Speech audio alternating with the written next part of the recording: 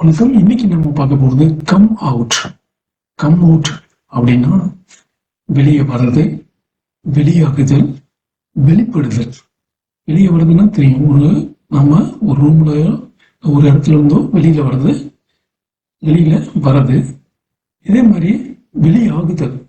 வெளியாகுதல்னா release R published. அதாவது ஒரு புத்தகமோ ஒரு திரைப்படமோ அல்லது ஒரு தேர்வு முடிவோ வெளியாகுதல் அப்படிங்கிறதுக்கும் நம்ம கம் அவுட் யூஸ் பண்ணலாம். அப்ப ரிலீஸுக்கும் கம் அவுட்டுக்கும் என்ன வித்தியாசம், அதையும் நம்ம விவரணையா விரிவா பார்க்கலாம் இந்த வீடியோல. அடுத்தது தெரிய வருதல், அதாவது வெளிப்படுதல். Come to know or revealed. ஒரு உண்மை அல்லது ஒரு ரகசியம் வந்து நமக்கு தெரிய வருது. இது எல்லாத்தையுமே நம்ம கம் அவுட் யூஸ் பண்ணி சொல்லலாம். ஸ்போக்கன்ல நம்ம டே டு டே லைஃப்ல நம்ம கம் அவுட் அப்படிங்கிற சிம்பிள் வேர்டு வச்சுட்டு நம்ம இத்தனையும் நம்ம சொல்லிக்கலாம். அது எப்படி அப்படிங்கிறத நம்ம இந்த வகுப்புல நம்ம பார்க்க போறோம். ஸோ ஸ்கிப் பண்ணிடாதீங்க, அதே மாதிரி விட்டுறாதீங்க, கவனமா கவனிங்க. ஸோ ஃபர்ஸ்ட் சென்டென்ஸ் சொல்லுவோம் இல்லையா, நம்ம உண்மை ஒரு நாள் வெளியில வரும் அப்படின்னு சொல்லுவோம் இல்லையா, அதை எப்படி சொல்றது? The truth comes out one day. The truth comes out one day. சரி, அப்படின்னா என்ன அர்த்தம்? உண்மை ஒரு நாள் வெளியில வரும். ஒரு நாள் உண்மை தெரியும்பா அப்படின்னு சொல்லுவோம்ல, அதான் இந்த sentence. The truth comes out one day. So இதே யாருக்காவது ஆறுதலா சொல்றோம் அப்படின்னா என்ன சொல்லுவோம்? வருத்தப்படாத, ஒரு நாள் உண்மை வெளியில வரும் அப்படின்னு சொல்லுவோம் இல்லையா. அப்ப just very good, fantastic, don't worry, the truth will come out one day. The truth will come out one days. The truth comes out one days. இதுல உண்மை ஒரு நாள் வெளியில வரும். உண்மை ஒரு நாள் வெளியில் வரும், ஒரு நாள் தெரிய வரும். இங்க நானு ஃபியூச்சர்ல சொல்றேன், அதனால பில்லும் சேர்த்திக்கிறேன். will come out one day. will come out one day. Don't worry, the truth will come out one day. சரி, இதே நம்ம ரொம்ப நாள் ரகசியம் வச்சுட்டு இருந்தேன், புரியலப்பா, ரொம்ப நாளைக்கு அப்புறம் தான் உண்மை தெரிஞ்சது அப்படின்னு சொல்லுவோம் இல்லையா. After many years, the truth came out. After many years, the truth came out. ரொம்ப நாளைக்கு அப்புறம் உண்மை வெளியில வந்திருக்கு. சரி, இந்த ஃபங்க்ஷன்ல தான் ஒரு உண்மை வெளியில வந்துச்சுப்பா அப்படின்னு சொல்லுவோம் இல்லையா. கடைசியா இன்னைக்கு பேசும்போது ஒரு உண்மை வெளியில வந்துருச்சு அப்படின்னு சொல்லுவோம் இல்லையா. Finally the truth come out in the meeting, in the function, in the event, in the issue. நம்ம எது வேணுமோ அதை நம்ம பின்னால் சேர்த்திக்கலாம்.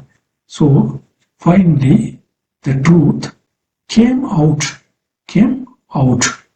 கடைசியா உண்மை வெளியில வந்துருச்சுப்பா அப்படிங்கிறது இதோட நிறுத்திக்கலாம். எங்கன்னு வந்துச்சு அப்படின்னு சொன்னோம்னா அதை நம்ம பின்னால சேர்த்திக்கலாம். அவுட் இந்த பிளேஸோ அல்லது ஈவெண்ட்டோ அந்த இதை நம்ம மென்ஷன் பண்ணிட்டோம்னா கொஞ்சம் கடைசியா உண்மை வெளியே வந்துருச்சு. Finally the truth come out. சரி, இது மட்டும்தானா அப்படின்னா the truth come out yesterday. The truth come out yesterday. நேற்று உண்மை வெளியில வந்துருச்சுப்பா, பேசுனது வச்சு நேற்று உண்மை வெளியில வந்துருச்சு. சரி, உண்மை வெளியில வந்த பிறகு எப்படி இருந்துச்சு? The truth come out and I was shocked. I was shocked or surprised. உண்மை வந்ததுலையோ, உண்மை வெளியில வந்ததுலையோ நான் ரொம்ப ஆச்சரியப்பட்டேன், அதிர்ச்சியானேன், மகிழ்ச்சியா இருந்துச்சு. I was happy. I am happy. உண்மை வெளியில வந்ததுலேயே எனக்கு ரொம்ப சந்தோஷமா இருந்தது. சந்தோஷமா இருக்கு அல்லது இருந்தது, நீங்க எப்படி வேணாலும் சொல்லிக்கலாம் அத. சரி, அந்த செய்தி சீக்கிரம் வெளியில வரும், கொஞ்சம் அமைதியா இரு அப்படின்னு சொல்லாமல. நீ எதிர்பார்க்கிற செய்தி சீக்கிரம் வெளியில வரும், கொஞ்சம் அமைதியா இரு. The news will come out soon. The news will come out soon. So be patient. நீ அமைதியா இரு. The news will come out soon. So be patient. நீ அமைதியா இரு. இப்ப இதுக்கு முன்னாலே நம்ம ஒரு இதுல பார்த்துருக்கோம், கம்மின்ல பார்த்துருக்கோம். என்ன பார்த்தோம்? The news come in just now. இப்பதான் எனக்கு தகவலே தெரிஞ்சுது அப்படிங்கிறதுக்கு நம்ம என்ன பார்த்தோம், the news come in just now. இப்ப நான் என்ன சொல்றேன், the news will come out soon. சீக்கிரமா ஒரு நல்ல செய்தி வரும், கொஞ்சம் பொறுமையா இருங்க அப்படின்னு ஆறுதல் படுத்துறதுக்கு சொல்லலாம். சரி, news is just coming in about the bonus or increment. News is just coming in, ஒரு செய்தி, ஒரு இன்க்ரிமெண்ட் பத்தி, சம்பள உயர்வு பத்தியோ அல்லது போனஸ் பத்தியோ ஒரு செய்தி வந்துட்டு இருக்குது. The news come out today and everyone is excited. நான் முன்னே சொன்னாலே, the truth come out and everyone was shocked, or everyone, I am shocked, I am surprised, I am excited, I was excited. So இந்த மாதிரி நம்ம ஒரு come out உடைய real meaning தெரிஞ்சதுன்னா நம்ம அதை அப்படியே டெவலப் பண்ணிட்டு போகலாம். சரி, இப்போ செகண்ட் பாயிண்ட் என்ன சொன்னேன், கொஞ்சம் யோசனை பாருங்க. செகண்ட் பாயிண்ட் என்ன சொன்னேன், எஸ், அதாவது வெளியாகுதல். வெளியாகுதல், இந்த வெளியாகுதல் அப்படிங்கிறதுக்கு நம்ம இதே சென்டென்ஸை யூஸ் பண்ணுவோம். The new car comes out next month. New car, புது மாடல் காரு அடுத்த மாதம் வெளியில் வருது. இந்த புது மாடல் காரு, நியூ காருக்கு பதிலாக நம்ம என்ன சொல்லலாம், ஃபோனை சொல்லலாம், வண்டியை சொல்லலாம். இது ஒன்று புதுசாக ஏதாவது வரக்கூடியது நம்ம அடுத்த மாதம் வந்துடும், வர இருக்குது அப்படின்னு சொல்ற மாதிரி இருந்துச்சுன்னா அதுக்கு நாம யூஸ் பண்ணலாம். சரி, வந்துச்சுன்னா எனக்கு உடனே சொல்லு, call me as soon as the movie comes out. அந்த படம் வெளியில வந்தாலே என்னைய கூப்பிடு, என்னைய கூப்பிடு. அது இன்ஃபார்ம் மீ, எனக்கு தெரியப்படுத்து. அந்த காரோ அந்த மாடலோ அடுத்த மாதம் வரும்னு சொல்கிறேன் இல்லையா, வந்துச்சுன்னா எனக்கு தெரியப்படுத்து. எப்படி சொல்லுவோம், call me or inform me.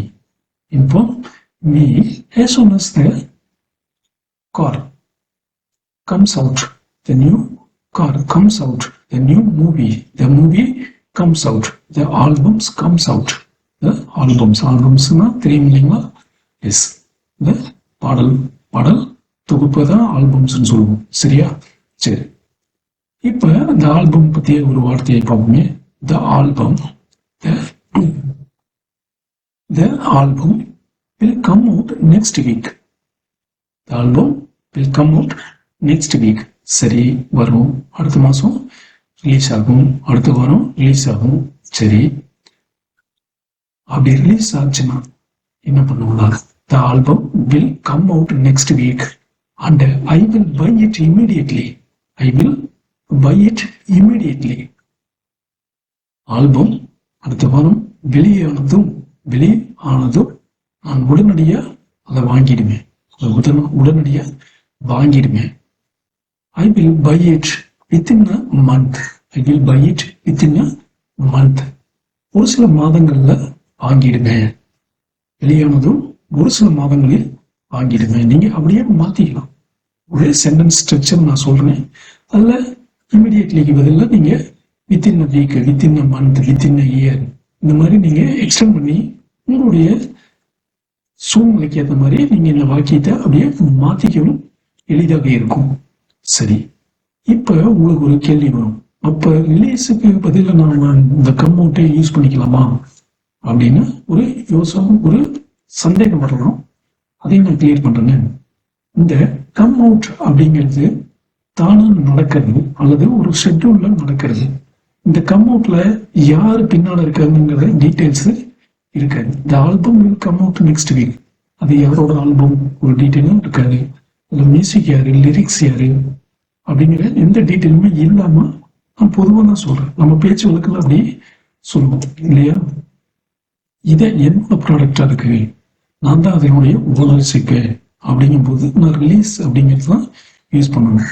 So இந்த யார் செய்யறாங்க அப்படிங்கிறத வச்சு நம்ம கம் அவுட் ரிலீஸை யூஸ் பண்ணிக்கலாம். இப்ப கம் அவுட் அப்படிங்கிறது எப்ப ஒரு தானா நிகழும் போது, ஒரு பொருளோ அல்லது ஒரு விஷயமோ தானா வெளியில வந்துச்சுன்னா அதுக்கு கம் அவுட் யூஸ் பண்ணணும். அதே மாதிரி வேற ஒருத்தர் செய்யற செயலை, அதாவது ஒரு நிறுவனம் அல்லது ஒரு பொருளை வேற ஒருத்தர் வெளிப்படுத்துறாங்க, ரிலீஸ் பண்றாங்க அப்படிங்கும்போது அதுக்கு நம்ம ரிலீஸ் யூஸ் பண்ணணும். ஸோ இதுல கம் அவுட்ல பார்த்தோம்னா அதுல யார் காரணமா இருக்காங்களோ அவங்கள பத்தி எந்த குறிப்புமே இருக்காது. ஆனா இதே ரிலீஸ் அப்படின்னம்னா அதுல யார் அதுக்கு காரணமோ ப்ரொடியூசரோ டைரக்டரோ கம்பெனியோ அதை கரெக்டா குறிப்பிடுவாங்க. ஸோ ஒரு உதாரணத்துக்கு ஒரு சென்டென்ஸ் பார்ப்போமே, the result come out today. Results come out today. இன்னைக்கு முடிவு வெளியில வந்துச்சு. Came out today. Came out today. Result இன்னைக்கு வந்துச்சு, வெளியில வந்துச்சு. சரியா? ஸோ இத அப்படியே ஒரு நியூஸா கொடுக்குறோம், இன்ஃபர்மேஷனா கொடுக்குறோம்னா the board. The board, which board? The education board or CBSE board or UPS board. The board released the results today. Released the results today. உங்களுக்கு இப்ப இந்த கம் அவுட் உடைய வித்தியாசம் தெரிந்தது இல்லையா? இதனுடைய தொடர்ச்சியா அடுத்த பதிவுல நம்ம இதுக்கு அடுத்து இருக்கக்கூடிய வாக்கிய அமைப்புகளை பார்ப்போம். நன்றி, வணக்கம்.